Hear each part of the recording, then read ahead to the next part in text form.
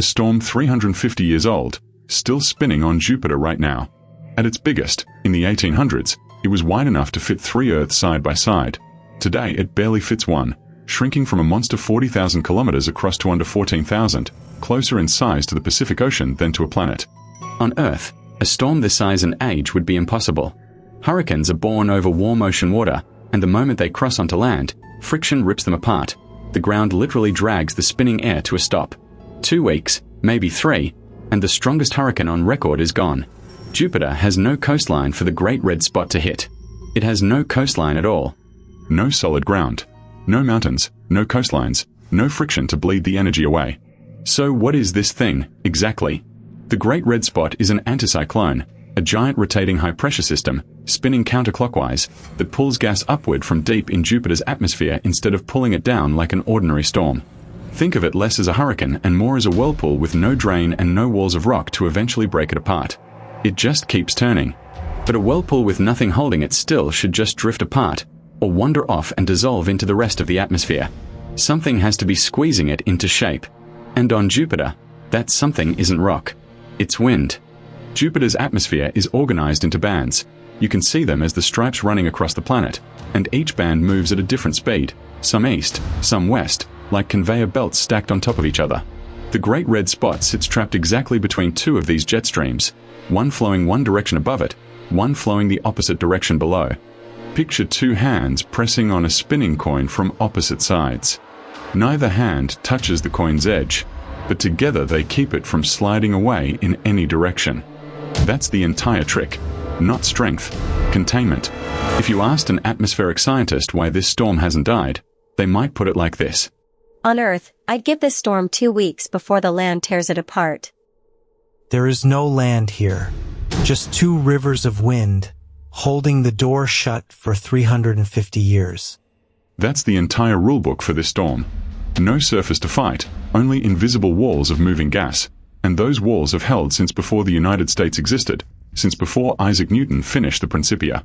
But permanence isn't the same as unchanging. And this storm has been changing, shrinking, reshaping, in ways that made astronomers start asking, decades ago, whether the countdown had finally begun. So if there's nothing here that can destroy this storm, where did the idea come from that it's dying right now? The idea starts with a number. In the 1880s, the Great Red Spot stretched close to 40,000 kilometers across, wide enough to line up 3 Earths and still have room. By the 2020s, it barely covers 13,000. That is not a rounding error. That is a storm losing more than half its width in under a century and a half. So the storm is shrinking. On Earth, that would already be the end. But the record does not agree with a straight countdown to 0.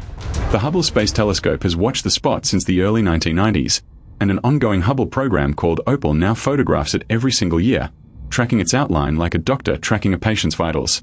And the pattern is not decline. It's pulses, years of fast shrinking, then long stretches where the storm barely moves at all. Go back further and the shape itself tells a stranger story.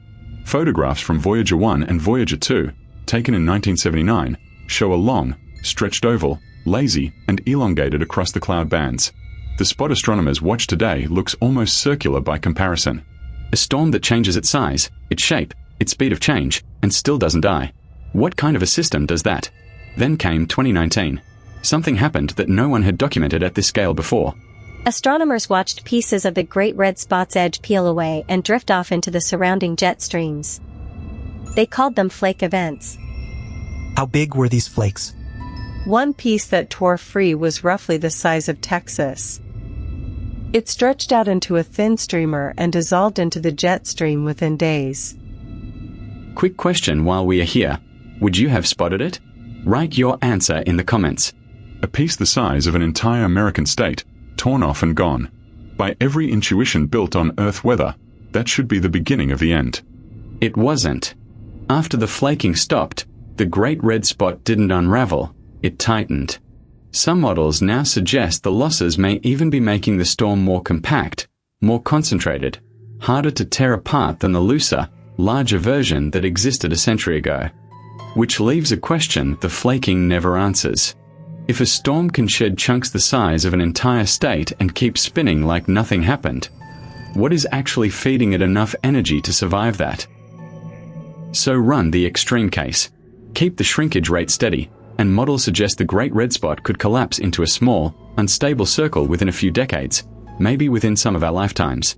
Not a myth this time. A real mathematical endpoint, if the trend holds.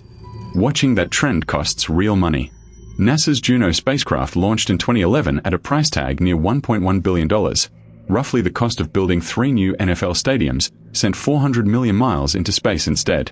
Juno's camera, Juno Cam, doesn't watch from a comfortable distance. It skims a few thousand kilometers above the cloud tops, closer to the storm than New York is to Los Angeles. Why spend that on one storm?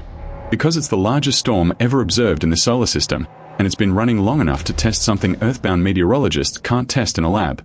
What actually keeps extreme weather alive, and what finally kills it. 2 atmospheric scientists, looking at the same shrinking spot, land on opposite conclusions. It's dying. The mass loss is one-directional. Give it 40, maybe 50 years, and there's nothing left to call a Great Red Spot. Or it's adapting. Smaller doesn't mean weaker here. A tighter vortex can spin faster and resist shear better than a bloated one ever could. Neither side has 300 more years to wait and check. But here's what both sides agree on, and it finally answers the question the flaking left open. The jet streams squeezing the storm from its sides were never the power source. They are the walls, not the fuel. The real fuel rises from underneath. Jupiter radiates roughly 1.5 times more heat than it receives from the sun. Leftover warmth from its own formation, still leaking out from the deep interior after 4.5 billion years. If you made it this far, hit subscribe and the bell. The next investigation is already in the works. That internal heat drives convection currents rising through the atmosphere like slow-motion flames under a pot. The storm sits directly above one of those upward flows, drawing energy from below even as it sheds mass from the sides. Losing a Texas-sized chunk from the outside was never a mortal wound. It's closer to Jupiter shedding hair while the engine underneath keeps running. Which means the real test isn't whether the sides survive. It's whether that deep heat keeps flowing long enough to matter, and nobody currently knows the answer to that. So the storm you can point a backyard telescope at tonight is running on the same rule every hurricane on Earth runs on. Heat in, motion out, just with no coastline anywhere in reach to end it.